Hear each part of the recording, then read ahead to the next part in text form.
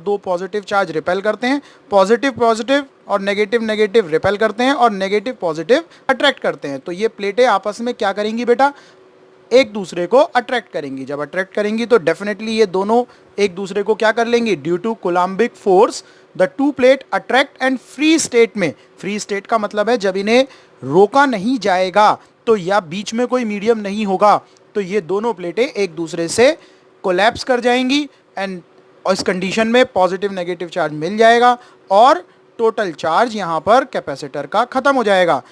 इसलिए हमें बीच में क्या डालना पड़ेगा बेटा, एक मीडियम डालना पड़ेगा।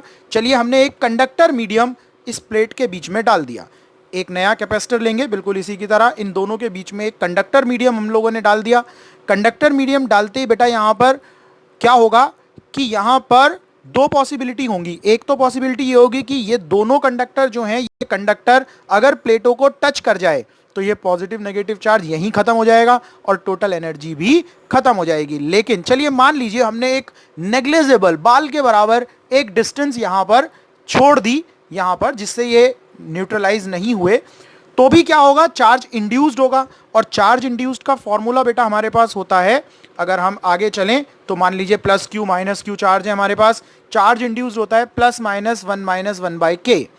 ठीक है बेटा, कंडक्टर के लिए के की वैल्यू इनफाइनाइट है और जैसे ही के की वैल्यू इनफाइनाइट रखेंगे आप फॉर्मूले में, तुरंत आपके पास क्या हो जाएगा बेटा, तुरंत जो चार्ज इंड्यूस्ड आ जाएगा वो plus minus Q charge induced आ जाएगा। तो अंदर वाली प्लेट पर माइनस क्यू चार्ज इंड्यूस्ड हो जाएगा, बाहर वाली प्लेट पर प्लस क्यू चार्ज इंड्यूस्ड हो जाएगा।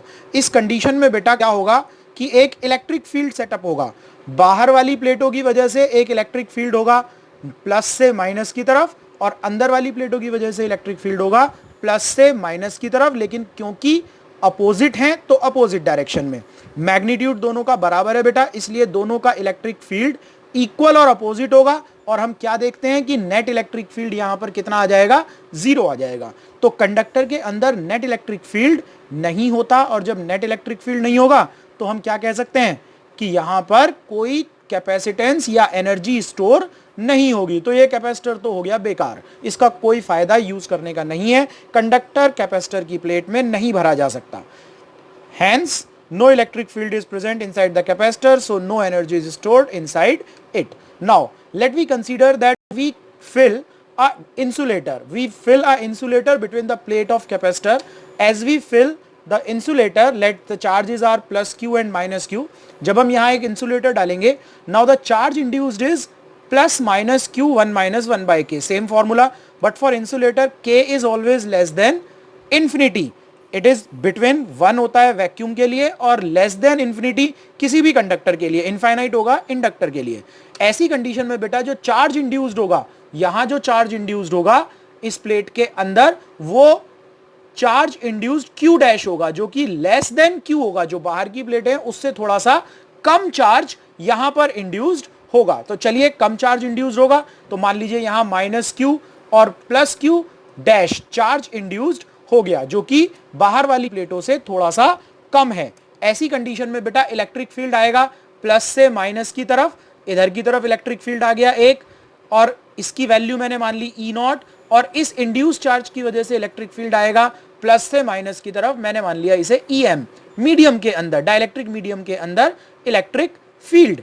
इसके बाद बेटा यहां पर जो हम देखेंगे नेट इलेक्ट्रिक फील्ड जो यहां पर डाइलेक्ट्रिक के अंदर आएगा, डेफिनेटली वो 0 नहीं होगा क्योंकि पिछले केस में पॉजिटिव और नेगेटिव दोनों आ गए थे इक्वल अमाउंट में, दोनों फील्ड इक्वल हो गए थे, ये दोनों नेट फील्ड अंदर 0 हो गया था। लेकिन यहां ऐसा नहीं होगा, यहां इलेक्ट्रिक फील्ड आएगा लेकिन थोड़ा सा कम आएगा। तो बाहर वाले इलेक्ट्रिक फील्ड की कंपैरिजन में जब यहां प्लेट नहीं थी उसमें जब इलेक्ट्रिक फील्ड था वो ई नॉट था, अब यहां नेट इलेक्ट्रिक फील्ड हो गया ई नॉट। तो यहां पर बेटा इस कंडीशन को कहते हैं polarization of dielectric slab. Polarization में जो डाइलेक्ट्रिक कांस्टेंट की वैल्यू यहां पर देखते हैं, electric field between the plate in air, electric field between the plate in medium. जब आप मीडियम डाल देंगे, नेट इलेक्ट्रिक फील्ड की बात कर रहे हैं बेटा, इस रेशो को कह देते हैं हम लोग के, डाइलेक्ट्रिक कांस्टेंट। तो डाइलेक्ट्रिक क्या होते हैं बेटा, अब इसकी डेफिनेशन देखो यहां से निकल कर आई, ऐसे मटीरियल, ऐसे insulator which can not pass electric charge, जो अपने अंदर से चार्ज तो पास नहीं करेंगे क्योंकि ये इंसुलेटर है, but can pass electric field, इनसे इलेक्ट्रिक फील्ड पास हो जाता है। और जब इलेक्ट्रिक फील्ड पास हो जाएगा तो अच्छी बात क्या है कि यहां पर इलेक्ट्रिक एनर्जी भी स्टोर होगी, तो ये एक कैपेसिटर के लिए बहुत अच्छा काम करेगा। चलिए बेटा, अब हम डाइलेक्ट्रिक की बात करेंगे। हमने डेफिनेशन से पढ़ा ऐसे सब्सटेंस जिनकी जो इलेक्ट्रिक फील्ड को तो पास कर देते हैं लेकिन चार्ज को पास नहीं करते, उन्हें कहते हैं dielectric. We have two type of dielectric, one is called polar dielectric, another is called non polar dielectric. Polar dielectric those substance, those insulator in which molecule has a permanent dipole moment, यानी molecule जो है वो एक plus और minus दोनों charge exist करेगा। ऐसी condition में, जैसे हम एग्जांपल ले लेते हैं बेटा इसके, जैसे HCl, जैसे आपके पास अमोनिया, NaCl, इन मॉलिक्यूल्स में क्या होता है कि पॉजिटिव चार्ज का सेंटर और नेगेटिव चार्ज का सेंटर अलग अलग होता है, कॉन्साइड नहीं करता है, इसलिए सब्सटेंस का नेट डाइपोल मोमेंट जीरो नहीं आता। सब्सटेंस का नहीं, किसका? मॉलिक्यूल का। मॉलिक्यूल का कोई नेट डाइपोल मोमेंट जीरो नहीं होगा, एक नेट डाइपोल मोमेंट होगा। जबकि पोलर में क्या होता है? मॉलिक्यूल है जीरो डाइपोल इलेक्ट्रिक मोमेंट। ठीक है बेटा, H2N2O2, जैसे यहां पर दोनों पॉजिटिव और नेगेटिव एक साथ आ गए, ये पॉजिटिव नेगेटिव का सेंटर ऑफ मास है बेटा। डिस्ट्रीब्यूशन ऑफ पॉजिटिव चार्ज का centre of mass plus Q, minus charge का माइनस क्यू, ये दोनों एक ही जगह आ गए। एग्जाम्पल इसमें H2 हो सकता है, CO2 हो सकता है। ऑक्सीजन नेगेटिव चार्ज है, नेगेटिव का सेंटर भी यहां पर है और इस पॉजिटिव का सेंटर भी यहीं पर है, इसलिए इनका नेट डाइपोल मोमेंट कितना हो गया बेटा? जीरो हो गया। तो ये बेसिक डिफरेंस है पोलर और नॉन पोलर डाइलेक्ट्रिक के बीच में। ठीक है बेटा, अब इसके बाद देखिए नेक्स्ट क्या होगा हमारे पास।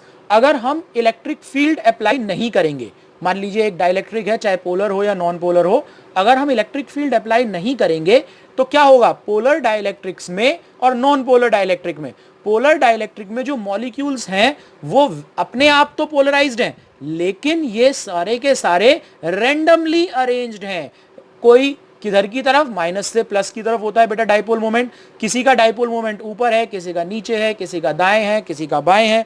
तो ऐसी कंडीशन में नेट डाइपोल मोमेंट पूरे डाइलेक्ट्रिक का जीरो आ जाता है। नेट डाइपोल मोमेंट जीरो आ जाता है, चाहे मॉलिक्यूल के पास है लेकिन टोटल डाइलेक्ट्रिक मोमेंट नहीं है।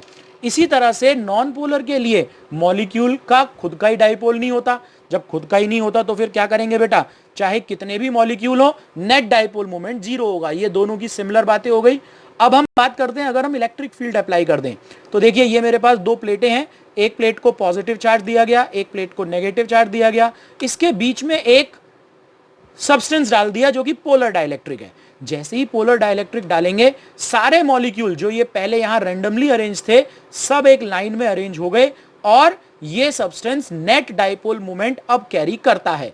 यहां एक नेट डाइपोल मोमेंट आ जाता है। इसी तरह से अगर हम एक नॉन पोलर की बात करेंगे, बिल्कुल सेम कंडीशन होगी बेटा, प्लस माइनस चार्ज होगा और मॉलिक्यूल भी क्या हो जाएंगे? पोलराइज्ड। यहां पर भी प्लस वाला पार्ट जो है नेगेटिव की तरफ चला जाएगा और नेगेटिव वाला पार्ट पॉजिटिव की तरफ चला जाएगा। दोनों सब्सटेंस पोलराइज्ड हो जाएंगे, चाहे नॉन पोलर हो या पोलर हो। अब यहां बेटा एक नई चीज हमें और सीखनी है, वो क्या है? Dielectric strength. डाइलेक्ट्रिक स्ट्रेंथ क्या होती है? Dielectric strength external electric field, ये जो हमने इलेक्ट्रिक फील्ड बाहर लगाया है, चाहे पोलर में हो या नॉन पोलर में हो, इलेक्ट्रिक फील्ड जब हम लगाएंगे तो पॉजिटिव नेगेटिव को खींचेगा, नेगेटिव पॉजिटिव को खींचेगा। जब ये फोर्स बढ़ता जाएगा, एक समय आएगा जब ये मॉलिक्यूल सारे टूट जाएंगे और यहां प्लस माइनस आयंस फैल जाएंगे, यानी ये मटेरियल आयोनाइज्ड हो जाएगा। ऐसे में नेगेटिव जाकर पॉजिटिव को न्यूट्रलाइज कर देंगे और पॉजिटिव जाकर नेगेटिव को न्यूट्रलाइज कर देंगे और ये सब्सटेंस कंडक्टर बन जाएगा, डाइलेक्ट्रिक से कंडक्टर।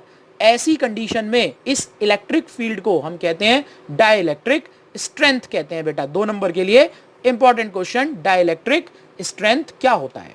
ठीक है बेटा, तो ये डाइलेक्ट्रिक की कहानी है, शॉर्ट में समझाने की कोशिश करिए।